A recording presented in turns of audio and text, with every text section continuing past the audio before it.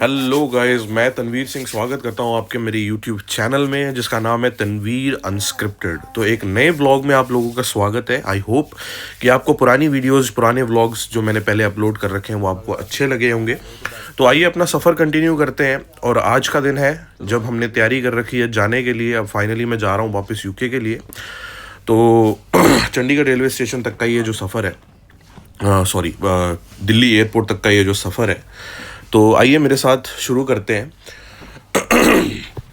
तो गाइस ये एक ऐसी जर्नी है जो मैंने कभी प्लान ही नहीं की थी। मतलब मैंने सोचा ही नहीं था कि मेरे ये जर्नी ऐसी रहेगी। तो मैं यार अपने यूके वापस जाने की जर्नी के बीच में था। सोनीपत क्रॉस करने वाला था ऑब्वियसली। तो उस टाइम एक अचानक ऐसी मेरे को ईमेल आती है एयर इंडिया से। और उस ईमेल के बाद ना मेरा सब कुछ बदल जाता है।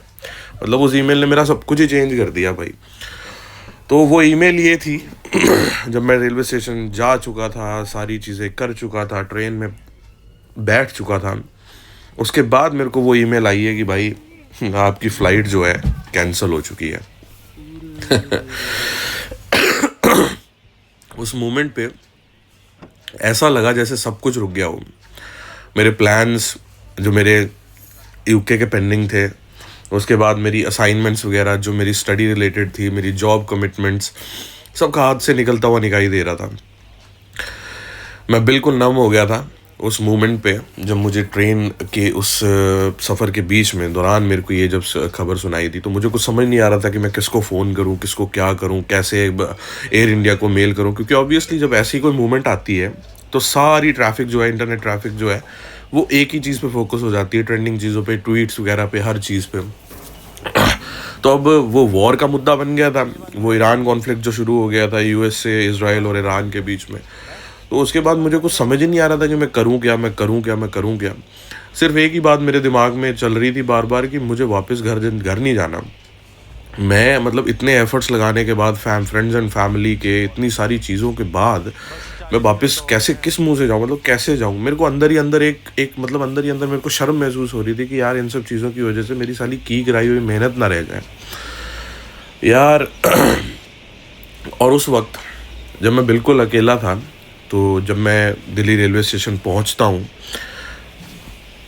सारा सफ़र अपना कंप्लीट करने के बाद बिल्कुल औखा सौखा बड़ी मुश्किल से मैं आगे तक जब पहुंचता हूं, तो मुझे एक बंदा मिलता है यार।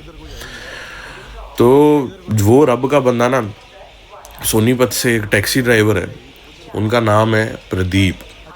मैं इतना ही जानता हूँ कि बस उनका नाम प्रदीप है। तो भाई उन्होंने मेरी सारी बातें सुनी, उन्होंने मुझे रोते हुए देखा। उन्होंने मुझे बोला कि कोई बात नहीं, मेरे दिमाग में ये था कि यार मुझे दिल्ली एयरपोर्ट जाना है, मतलब मुझे एयरपोर्ट पहुंचना है, जैसे भी मुझे वहाँ के मौजूदा हालात देखने की। क्योंकि उस फ्लाइट में, जिस फ्लाइट में मैं जा रहा हूँ, वो A3 पता नहीं कौन सी वो बड़े वाला प्लेन था, उसमें कोई 300 280 के पता नहीं 380 लोग सफ़र कर रहे थे। तो मैंने सोचा यार कि मैं क्यों यहाँ पे, मतलब मैं वापस क्यों जाऊँ, मैं घर क्यों जाऊँ, मैं इस चीज़ का कोई सोल्यूशन क्यों नहीं निकाल सकता। हाँ, मैं थोड़ी देर के लिए बहुत पैनिक हुआ। हाँ, मेरे को थोड़ी देर के लिए बहुत एंजाइटी हुई। मेरे दिमाग के आगे, मेरी आंखों के आगे बहुत सारी चीज़ें घूम रही थी। मगर फिर भी मैंने अपने आप को कंट्रोल किया। मैंने पाठ किया, मैंने गीता के कुछ श्लोक्स को याद किया कि देखो भैया, कर्म ही हमारे नसीब में है, हमने कर्म ही करने हैं। सब कुछ जो है उसके हुक्म में है, हमने कर्म करने, फल की चिंता नहीं करनी है। तो जब मेरा धर्म ही कर्म है, तो मैंने सोचा यार मैं डरूं क्यों, मैं क्यों इस चीज़ को लेकर के मैं एंशियस हो रहा हूँ। तो मैं फिर अभी तो फ़िलहाल मैं चलो ट्रेन में बैठ रहा हूँ। अभी तो चंडीगढ़ से मेरा सफ़र शुरू होने वाला है। तो थोड़ी देर में मैं पहुँचता हूँ दिल्ली।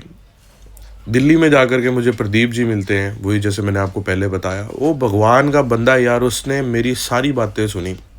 एंड उनके आई थिंक 4 बच्चे थे, जिनमें से मतलब 3 बेटे थे और 1 बेटी थी। तो उनके आई थिंक, मेरे को इतना भी डीपली याद नहीं है, तो जहाँ तक मुझे याद है कि उनके आई थिंक 2 बच्चों की डेथ हो गई है, 2 लड़कों की डेथ हो गई थी, बड़ों की।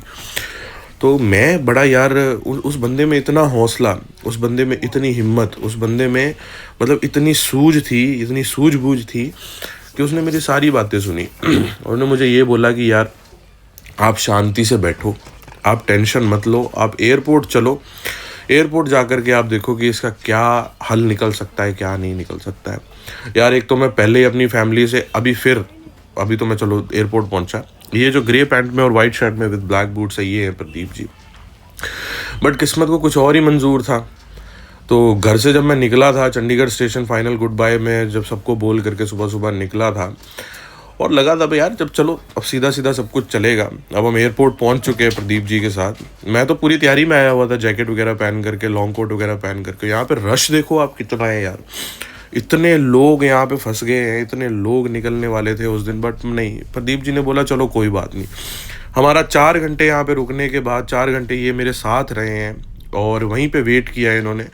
रुकने के बाद इन्होंने बोला कि आपको, मैंने बोला ऑब्वियसली मेरे को भूख लगी है, क्योंकि हमारा सोल्यूशन निकल गया था फाइनली। तो वहाँ जा कर के मुझे एक रीशेड्यूल टिकट मिल गई थी थोड़ी सी एक्स्ट्रा पेमेंट के बाद। वो अमाउंट तो चलो थोड़ी ज़्यादा थी, बट मेरे पास कोई और ऑप्शन नहीं था। तो फाइनली हमारा एक सोल्यूशन निकला, मुझे थोड़ी सी चैन की सांस आई और मुझे लगने लगी बहुत ज़्यादा भूख। तो मैंने, मेरे बकेट लिस्ट थी, मेरे दिमाग में एक ऑलरेडी प्लेस था जामा मस्जिद के आगे, जो ये शाहजहान बाग में जितने भी रेस्टोरेंट्स हैं जो ये बड़ी ट्रेडिशनली फेमस है, बड़ी ज़्यादा भीड़ भड़का रहता है यहाँ पे। मैंने कहा यहाँ जा कर के ना मुझे एक बार खाना खाना है। तो हमने फिर मंगाई निहारी, नली निहारी, लैम बिरयानी और एक चिकन का जो भी आप कह लो। बट चिकन वगैरह तो सब ठीक था, भाई यार ये बिरयानी ने बेड़ा गर्क किया यार। बहुत ही गंदी बिरयानी थी, मुझे बिल्कुल पसंद नहीं आई। और इस किस्म की मैं चावल, और कच्चे कच्चे से मोटे से चावल, ऐसा लग रहा था जैसे बड़ी फेक से हैं। बट मीठे में मैंने लिया फिर ये शाही टुकड़ा रबड़ी के साथ। शाही टुकड़ा was really nice, great, ultimate था। तो चलो, और हमें 9 मार्च की मिलती है, तो चलो 9 दिन ही हमने ज़्यादा रहना था, क्योंकि ऑब्वियसली मेरी फ़्लाइट थी 28 की। तो ईरान कॉन्फ्लिक्ट की वजह से, मतलब ये जो टेंशन वगैरह चल रही थी, बट ये प्रदीप जी ने एक ही बात बोली, टेंशन मत लो भाई, आप 100% 9th को चले जाओगे। उन्होंने पता नहीं मुझे क्या और उन्होंने भगवत गीता में से लिए, मतलब प्रार्थना भी की, मतलब उसमें से उन्होंने कुछ ना कुछ सुनाया था, मैं भूल गया हूँ अभी। तो पर उस दिन यार, इस दिन, आज के दिन मैंने कुछ सीखा। चाहे मतलब मुझे वेट करना पड़ा ना वापस आते वक्त, चाहे मेरा एक हैवी हार्ट था, मुझे वापस, मैं रेलवे स्टेशन पहुंचा अभी दिल्ली, तो मतलब यार मैं टूटे सपनों के साथ आया, इतना शैटर्ड होकर के आया। और मतलब आप यकीन करो यार कि मैंने एक चीज़ सीखी कि हमारे हाथ में कुछ है नहीं, मतलब कंट्रोल नहीं है किसी भी चीज़ पे। मतलब जैसे कहते हैं ना कि उसकी मर्जी के बगैर तो पत्ता भी नहीं हिलता है। तो आज मैंने उस चीज़ को रियलाइज़ किया। और हालांकि हम रोज़मर्रा की ज़िंदगी में हर बार करते हैं, बट मेरे को बार बार ये चीज़ समझने में, वो सब्र आने में, पेशेंस आने में मेरे को लग जाता है टाइम की आज भी हमारे सब मतलब कंट्रोल में कुछ नहीं है। पर उस दिन समझ आया सब कुछ उसी के कंट्रोल में है। पर हर मुश्किल वक्त में रब किसी ना किसी के रूप में मदद ज़रूर भेजता है, ज़रूर आती है। मैं वापस देख लो चंडीगढ़ भी पहुंच गया। तो गाइज़, ये सफ़र जो है एक ट्रैवल स्टोरी नहीं थी, ये एक लेसन था फेथ का, मेरे लिए एक सीख थी सब्र की, और एक सरेंडर का, कि मतलब यार उसके आगे सरेंडर हो जाओ। तो मैं पता नहीं क्या, ये टूटा फूटा सा, ये लमका हुआ सा मुंह लेकर के ना, ये नाराज सा मुंह लेकर के मैं वापस आ गया। जैसे तैसे मैं हिम्मत करके वापस आ गया। और इसके बाद मेरी सारी हिम्मत टूट चुकी थी शूट करने की, क्योंकि मैं बहुत ज़्यादा डिप्रेस्ड हो गया था, बहुत ज़्यादा स्ट्रेस्ड हो गया था। तो मैं माफ़ी चाहता हूँ आपको कि घर तो मैं पहुँच गया हूँ, बट इसके आगे की कोई पोर्शन नहीं, इसके आगे के सारे लंदन के ही पोर्शन है, मतलब यूके के ही पोर्शन है। तो गाइज़, उस चीज़ के लिए बहुत बहुत दिल से माफ़ी है, क्योंकि मेरी मेंटल कंडीशन ऐसी थी कि मैं कुछ भी शूट नहीं कर पाया। और आई होप आपको ये स्टोरी, आई होप आपको ये वीडियो अच्छी लगी हो। अगर हाँ, तो चलो नेक्स्ट पोर्शंस में आपको यूके से ही फिर कंटिन्यू करेंगे। और शायद ये जर्नी भी एक ज़रूरी थी इस परमात्मा को समझने के लिए, दुनिया को समझने के लिए। Thank you so much for watching this video guys. आपसे नेक्स्ट वीडियो में, नेक्स्ट व्लॉग में मुलाकात होगी। Take care, bye bye. कैसे हो?